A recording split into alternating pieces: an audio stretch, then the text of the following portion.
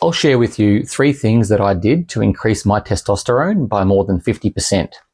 So May 2023, I was feeling a bit average. I had my blood work done and my testosterone was kind of on the low end. So it was 18.5 nanomoles per deciliter. That translates to 533 nanograms per deciliter. So I didn't start doing anything straight away, but I had my numbers, still feeling pretty average. And then I started to do a few things to try and increase it. Now, they say that when you become a father, your testosterone does go down a little bit. So in between this first test and my second test of blood panels, I became a father. So I'm not sure if that had much of an impact. But essentially in November 2024, I finally got around to getting my blood work done and retested. And my testosterone was 27.3 nanomoles per liter, which is 787 nanograms per deciliter. So more than 250 point increase and more than 50%. And that's without any steroids, any TRT, or any supplementation. So all natural and essentially just 3 things in my 40s. So I'm almost, what am I, 42 and a half now. This was obviously about a year and a half ago. So between 40 and 41 is when I done this increase. I might get tested again later this year, see how I'm tracking, see if I've increased again, because there are some other things that I can do supplementation-wise to try and boost it up a little bit further. 787 is not low, not super high, but I'm not 20 anymore either. So it's a pretty good range for someone in their 40s, I would say. And I feel a lot better. And I've lost weight and all those other things that come with having that extra drive from the high testosterone. So the 3 things that I did, the first thing, diet. Really cleaned up the diet. So having nothing but real whole foods, that consists of things like eggs, avocado, fruits, vegetables, lean beef, minced beef, chicken, steaks. That would be the staples. A little bit of bone broth here and there, salts, peppers, things like that, but really just eating clean, not doing any type of specific fasting or anything like that. Maybe delaying food a little bit in the morning. I find if I delay my food a little bit in the morning, I tend to eat less calories overall for the day. Water, coconut water, bit of bone broth, things like that. So pretty clean in terms of what I was eating. Maybe the occasional little processed food here and there, but the main portion of my diet was the real whole foods. The second thing was exercise, weightlifting specifically, doing weight resistance training.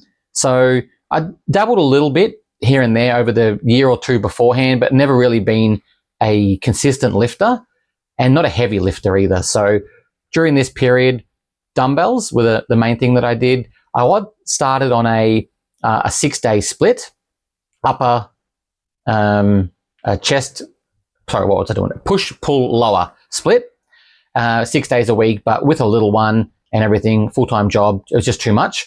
So I've transitioned to a upper lower split 4 days a week. I find that much more manageable. So I was doing that, and not with heavy weights, like I said, just dumbbells. And I think the heaviest dumbbell I was using about 12.5 kilos. So not a lot of weight there. I'm gradually trying to build that up now and add more muscle.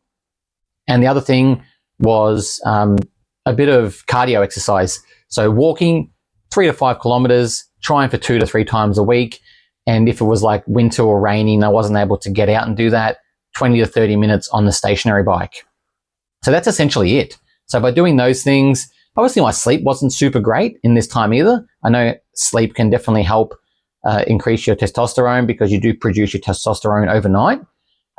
Trying to get the 7 to 8 hours, but when you've got a small child, a baby who's now a toddler, it's not the easiest thing. So that's why I was saying it'd be good to get it tested again. Now he's a little bit older. He's almost 19 months old. So kind of the sleep routine's a bit different than when he's a little baby. So I might get it tested again later this year and see where I'm at. But they're all I did. That's all the things that I did to increase my testosterone by more than 250 points, over 50% in my 40s. So if you're in your 20s and 30s, I would definitely try going down this natural path with these things before you look at things like TRT, steroids, even like the supplementation. I know like you can increase it with vitamin D, things like Tongat Ali, other things that Dr. Huberman has suggested or recommended in his podcast. So yeah, try this stuff first, see if it works. Chances are if you're doing things that are decreasing your testosterone, just by removing those things and implementing these things, you'll be able to massively increase your testosterone. I mean, if you do have some type of issue causing it, you may need to go down those other paths like TRT or additional supplementation, but you want to find that out first. Do this stuff and you may find that it works. If it doesn't, then go down those avenues, because TRT, you know, you're going to be injecting that, you're going to be stuck with that forever.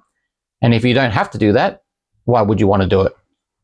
So that's it for today's video, how to increase your testosterone naturally like I've done.